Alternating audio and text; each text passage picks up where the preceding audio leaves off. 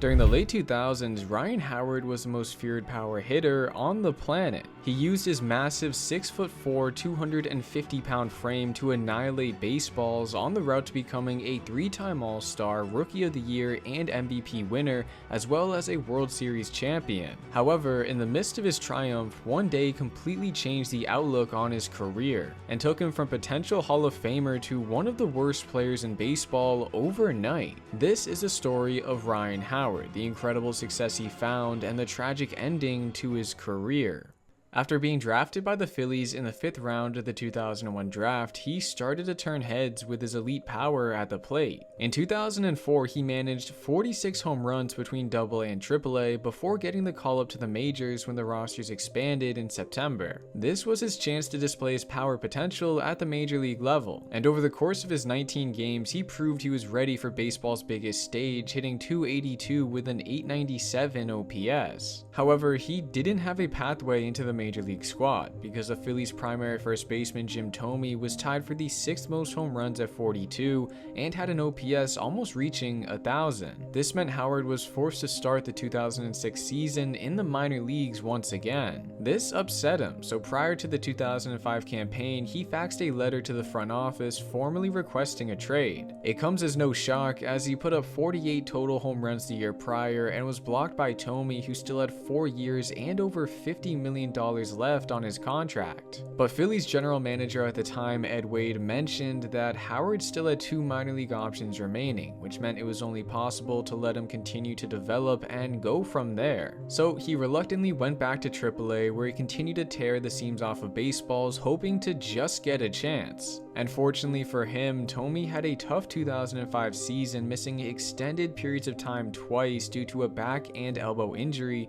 shutting him down for the season on June 30th. This gave Howard the opportunity he so desperately needed, and he took full advantage of it. From July 2nd onward, he featured in 77 games, managed 21 home runs with a .296 average and .949 OPS. He seemingly could do it all offensively. He even managed to record 2 triples during this time. It was the spark this Phillies lineup longed for, as they went from 40-40 at the point of his recall to 88-74 by the end of the year, just missing out on the postseason by 1 game. This was a tough end to their season, which extended their playoff drought even further, having not made it since they lost to the Toronto Blue Jays all the way back in the 1993 World Series. A drought they were looking to break the following year, but first they needed to solve their dilemma at first base. Jim Thome was a future Hall of Famer, but he was on a pricey contract and was coming off his worst season of his career, dealing with major injuries, and hit just .207 with a .712 OPS in 59 games. Howard, on the other hand, was a rising star and was coming off a superb 2005 season in which he won the Rookie of the Year award despite playing in just 88 games. So no matter the outcome, it was always going to be tough to part ways with either player, but in the end, Thome made it easy on everyone by telling the organization to trade him, preferably to his hometown team, the Chicago White Sox, so he could be closer to his father, who he worried about after losing his mother the year prior. This was a bittersweet ending to his time in Philly, as he wasn't able to deliver with his big contract and lift the club into the playoffs. But it opened the door for Howard to receive an everyday opportunity, and he never looked back. In just his first game after becoming the club's primary first baseman in 2006, he launched a solo home run to deep left center field, foreshadowing the elite power he would showcase throughout the season, with perhaps his most impressive game coming on May 14th. Entering the game in relief of Brett Myers down 1-0 in the top of the 8th, he leveled the score at 1 apiece when he sent Brandon Clausen's 2-strike offering into the stands in right center. Then in the 12th, with the score still knotted up at 1 apiece, he put the Phillies ahead with his second solo homer of the night to help them win 2-1. It was games like this which helped him be named to his first ever All-Star game and home run derby, where he went on to beat the likes of David Ortiz, Miguel Cabrera, and then David Wright in the finals with his walk-off home run traveling 463 feet. This was a special moment for Howard, who was able to shine brightest with the MLB world watching, and he took this powerful display into the second half of the season where he kicked his game into second gear. In August, he hit a home run in 14 out of 29 games. He also became the first player since Frank Howard in 1962 to post at least 41 RBIs in a single month. But his most impressive feat came on the final day of August when he hit his 49th home run of the season to the upper deck at RFK Stadium, something not many players were capable of doing. And with this homer, he passed the Phillies' single-season record held by Mike Schmidt from 1980. Yet, instead of being content with his new record-setting mark, Howard continued to push his physical limits and finished the year with the 12th highest single-season home run total in MLB history at 58. And to go along with this, he had 149 RBIs with a 1,084 OPS, helping him beat prime Albert Pujols in the MVP race. However, despite his record-setting campaign, the Phillies regressed from the year prior, winning just 85 games, 3 back of the wild card. But their luck started to turn in 07. Throughout the season, pitchers such as Cole Hamels, Kyle Kendrick, and JC Romero anchored the staff. Offensively, Jimmy Rollins, Chase Utley, and of course Ryan Howard continued to prove why the Phillies had the best offense in baseball. But that wasn't the case early on, as Howard struggled. On May 9th, he was hitting just 204 with an 808 OPS before being placed on the injured list with a left quadriceps strain. It was not the start to the season the reigning MVP would have hoped for, but he was only sidelined for the minimum 15 days, and when he came back, he went on a power surge. Over his next 30 games, he hit 12 home runs, including this mammoth shot 461 feet to deep center field for his 100th of his career, becoming the fastest to ever do so at 325 games, 60 fewer than the 385 Ralph Kiner needed. This stretch helped him once again be voted into the All-Star game with 21 home runs and a 933 OPS by the break. He was also chosen to compete in the Home Run Derby to retain his title, but after hitting just 3 homers in the first round, he was eliminated. But his early exit didn't slow him down one bit, because after the All-Star Game festivities, he continued to be a home run hitting machine. By the end of the year, his 47 figure ranked second in the National League, and his 976 OPS also put him amongst the leaders. I actually got to witness Ryan Howard towards the end of his career, and while he wasn't the home run king he used to be, it was still pretty cool to watch him play, but the seats we got weren't the greatest. This is where today's sponsor SeatGeek would have helped. With over 28 million downloads, SeatGeek is the #1 ticketing app with more than 70,000 events. It's the service I used to catch the Jays crush the Red Sox last month. And with football officially underway, as well as touring artists such as Billie Eilish and Ed Sheeran, there is always an event for everyone. SeatGeek also simplifies everything by putting all tickets across the web in one place to guarantee you are making a good purchase. They also use their own deal score technology, which rates each ticket on a scale of 1 to 10, with green dots being good and red meaning they have better deals for you. And by using my code GREENLIGHT at checkout, you get $20 off your tickets. That's $20 off your first purchase with promo code GREENLIGHT. And make sure you click the link in the description to download the app for easy access to your tickets. Alright, now back to the content. But following a 12-0 thrashing by the Rockies on September 12th,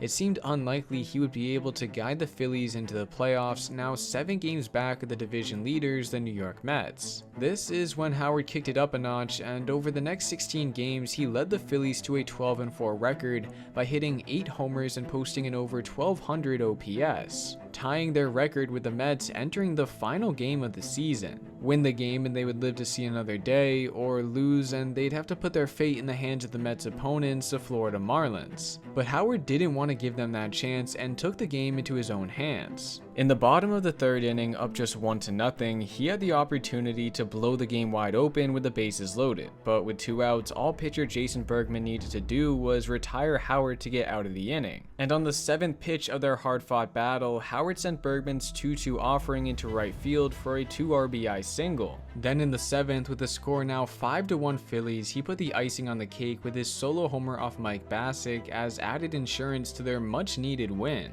And with the Mets going on to get bashed clinched 8-1 at home in front of 54,453 supporters, the Phillies had finally made their way back into the playoffs, with their first matchup set against the Colorado Rockies, who also erased a large deficit in September by going 14-1 in their final 15 games to punch their ticket into October. It was a meeting of two teams riding a hot streak, and in the end, the Rockies were able to cruise past the Phillies, needing just the 3 necessary games to advance to the championship series. This was an abrupt end to the Phillies' first playoff appearance in over a decade, and their star first baseman was shut down throughout the series. Sure, he had 2 hits in Game 2, including a home run in the bottom of the 6th, but in his 10 other at-bats, he struck out 7 times. It was clear the Rockies had a game plan for him and executed it perfectly, which meant he and the rest of the organization had to regroup and focus for the 2008 season, where most analysts named them as favorites to be repeat division champions. But by the end of June, while they were in first place, only 4 games separated them from 4th. It was clear they needed a strong finish to the season to ensure the division, and the first order of business was getting Howard's bat back on track, because through June he had 114 strikeouts in just 83 games, a .215 average, and 770 OPS, a far cry from the 1,032 cumulative mark he had the 2 years prior. However, for the rest of the season, there weren't many players on his level. From July 1st onward, he led MLB in home runs at 28. His .341 ISO also put him atop the league, adding more proof he was the most powerful player in baseball down the stretch. And his resurgence helped the Phillies clinch the division at 92-70, setting them up for their second try in the playoffs, with their first round encounter coming against the Milwaukee Brewers. It was an ideal matchup for Howard, as the Brewers pitching staff didn't have much swing and miss stuff, combining for just 6.9 strikeouts per 9 during the season. But despite this, Howard struggled, going just 2 for 11, including 5 strikeouts. In total during the series, his championship win probability added was -0.38. For reference, Phillies pitcher Brett Myers went 1 for 2 and added +0.13. It was obvious he wasn't at his best, but his teammates had his back and took the series in 4 games to advance to the NLCS for the first time in almost 2 decades, where they squared off against the Los Angeles Dodgers, who, although had just an 84-78 record in the regular season, finished the year 18-9 and then swept the 97-64 Chicago Cubs in the NLDS. It was poised to be another tough matchup for the Phillies, and this time Howard was uncharacteristically the catalyst rather than the power threat, scoring 4 runs compared to just 2 knocked in,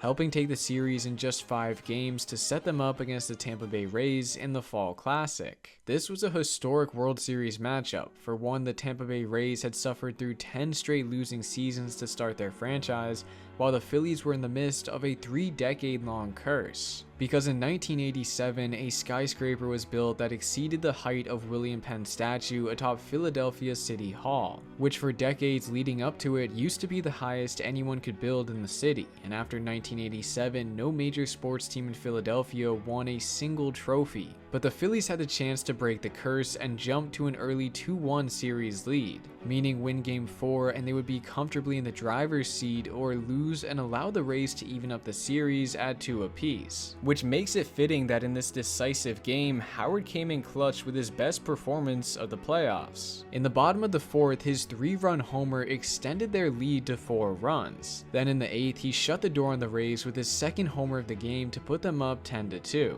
helping set the stage for Brad Lidge in Game 5 to close the door on the Rays for the Phillies' first World Series title in 28 years. This was a huge accomplishment for Howard, who had dreamed about winning the World Series since he was a kid. So when they had their championship parade 2 days later, he made sure to bask in the celebration and address the Phillies crowd, which he was oh so thankful for. We're looking forward to try to do this again. Like Cole said, year after year after year. His life only got better the following spring when he came to terms with a 3-year, $54 million extension prior to the start of the new campaign. This was a great reward for one of the game's best offensive weapons. From 2006 to 2008, he led MLB in home runs at 153, 29 more than second place Alex Rodriguez. For reference, the difference between him and second place was the same as second and 16th. Additionally, his 431 RBIs beat out Alex Rodriguez again, this time by 51, and his 317 isolated power was atop sluggers such as David Ortiz and Albert Pujols. He rightfully deserved this extension, and it helped that he continued to be a force in 09. He even had his own version of the MJ flu game when he checked into the hospital on June 20th after clocking in with a 104-degree fever. But later that day, he pinch hit for Paul Bacco and launched a go-ahead 3-run homer in the 7th. This is just one example of how extraordinary Howard was during his peak, and made it no surprise that he topped 40 homers for the 4th consecutive year. And he only got better as the season drew to a close. In the final 2 months, he recorded 19 home runs with 63 RBIs in only 60 games, helping the Phillies make the playoffs for the 3rd straight year, where he would go on to set records for all the right and wrong reasons.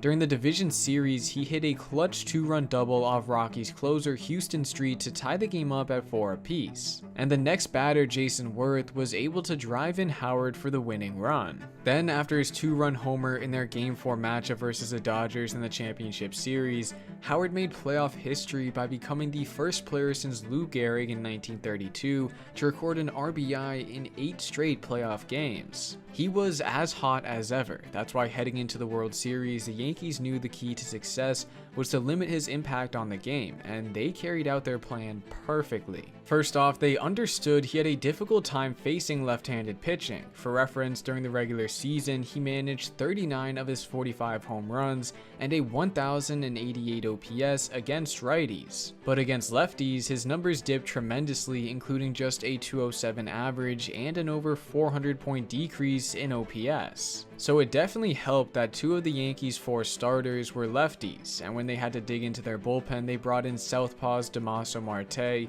and Phil Koch a combined 6 times, compared to the 2 at-bats he had against their righty relievers, and one of them was Mariano Rivera, so can't really blame him for striking out in that at-bat. This strategy helped the Yankee staff contain Howard by limiting him to just a 174 average and 631 OPS. On top of this, his 13 strikeouts set the MLB record for most in a single World Series, which makes it no surprise the Yankees staff was able to limit the Phillies' offense and take the series in 6 games, ending their chances of trying to become repeat champions. Howard was also hard on himself for not coming through when he had the opportunity, but despite his struggles on the biggest stage, he showed the front office enough to extend his stay past 2011 by signing a massive 5-year, $125 million extension with a club option for the 2017 season. This deal locked him up through his age 36 season and basically guaranteed he would be a Philly for life. However, his contract proved to be a burden on the organization. But it didn't start off that way. Between 2010 to 2011, while his production did take a slight dip, his numbers were still elite with at least 30 homers and 100 RBIs both years, as well as an OPS plus figure at 127 and 126. Numbers that more than paid for his hefty new price tag. However, during the 2011 playoffs, one play completely changed the trajectory of his career. And Ryan Howard is down. He is hurt halfway between home and first base. Concern for Ryan Howard here. As soon as he came out of the box, I don't know whether he turned his ankle or if it's an Achilles problem, but no chance he can make it down to first base. To add insult to injury, on the play the Phillies were eliminated from the playoffs, their star first baseman endured a full tear of his left Achilles, an injury that is becoming increasingly more common since the turn of the century, and for Howard, there were warning signs. You see, in 2010, after lunging back into second base, he suffered a severe ankle sprain. Because of this, he decided to receive a cortisone injection to help numb the pain, and it worked. But it has equally scary side effects, one of them being the weakening of tendons, and it's likely the ankle sprain in 2010, followed by the cortisone shot, was a reason behind his Achilles tear. This was a big blow for the big piece. Among baseball players, studies have concluded that a rupture to the rear Achilles is associated with a dip in power at the plate and an increase in strikeouts. For Howard, those were the two worst possible outcomes for his game. Additionally, he was about to turn 32, which made it all the more difficult to return at an elite level. So he got to work with the best trainers money could buy in hopes he could play like his former self once again. And because of his diligence over the next few months, he was only forced to miss half of the 2012 season when he returned on July 6th. Something that caused immense excitement by Phillies fans who were hoping his return could spark the club that sat 10 games under 500. But unlike the typical Ryan Howard they were used to, he was never able to relight his former glory. Between 2012 to 2016, there were not many hitters who performed as poorly as him, because although he averaged a more than respectable 29 home runs over 650 plate appearances, every other statistic was in the red. Among players with as many opportunities at the plate, he had the 4th worst batting average, only 5 points higher than Chris Carter. His abysmal 30 strikeout percentage was the 3rd worst, and finally, by no shock, his negative 4.8 WAR ranked dead last. It was a fast fall off for the game's most powerful player throughout the late 2000s. And because of this, he faced a lot of scrutiny because he wasn't able to live up to the tail end of his pricey $125 million contract. But regardless of his struggles, he had a grand reception inside Citizens Bank Park during his final game. You know, I want to thank you guys, the fans, again, man, for making this all possible. I want to thank you because I've grown with all of you. Then, as the game drew to a close, he was replaced at first base so he could walk back to the dugout to a standing ovation from fans across the stadium. And as he exited the field for the final time in a Phillies uniform, one can't help but think of the heights he would have been able to reach if not for his lackluster end to his career. And his subpar play was a culmination of two main things. As we discussed, the Achilles injury zapped his power and increased his strikeouts. But something with as much detriment to his career was the shift. From 2010 to 2016, Howard faced 3 men on the right side of the infield more often than not, and posted just a .084 average in 466 ground balls to the pull side. Furthermore, in 2016, he faced a shift more often than anyone in baseball at 97.5% of the time, which meant he only faced a traditional infield layout 7 out of 346 trips to the plate that season. He even had some words to say regarding the shift on the Foul Territory podcast just last year. And just saying, like, man, you know, I feel like I'm losing like 50, 60 hits a year from the shift. Them eliminating the shift, in my mind, no doubt, I'm a Hall of Famer. He has a point, because in terms of home runs, he became the fastest to reach 50, 100, 200, and 250, needing only 855 games to achieve this mark, beating Ralph Connor's record set in 1951. In terms of MLB history, only 11 first basemen have ever topped 500. 7 of them are in the Hall. Albert Pujols and Miguel Cabrera will soon follow, leaving Rafael Palmeiro and Mark McGwire the only 2 not in because of steroids. There's a chance if Howard continued his home run prowess that he would have made it difficult for voters. But he did have a few things working against him. For starters, he made his MLB debut at 24 years old and didn't eclipse 100 games in a season until he was 26. He also had defense and base running skills which ranked amongst the worst in the entire league. So regardless of his ability to take pitchers 500 feet to straightaway center, it would have been a long shot for him to make the Hall of Fame.